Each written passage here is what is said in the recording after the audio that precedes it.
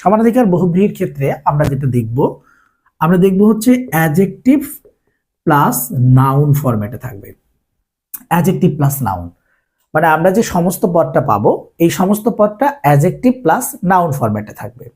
যেমন একটা এক্সাম্পল যদি আমরা দেখি, লাল পেরে, ভালো করে খেয়াল করব, এই লাল পেরে কথাটাকে আমরা কি বুঝি?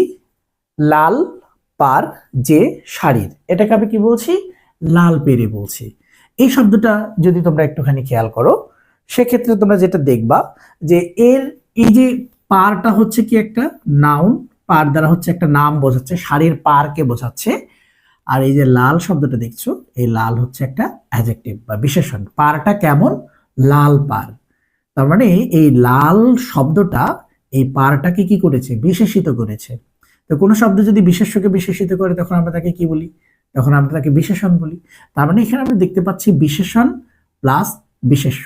তো আমরা কোনো বহুব্রীহি সমাসে যদি দেখি সমস্ত পদের পূর্বপদটা অ্যাডজেক্টিভ এবং পরপদটা হচ্ছে নাউন, বাংলায় যদি চিন্তা করি পূর্বপদ হচ্ছে বিশেষণ এবং পরপদ হচ্ছে বিশেষ্য, এইরকম ক্ষেত্রে আমরা সেগুলোকে সমানাধিকার বহুব্রীহি সমাস বলবো।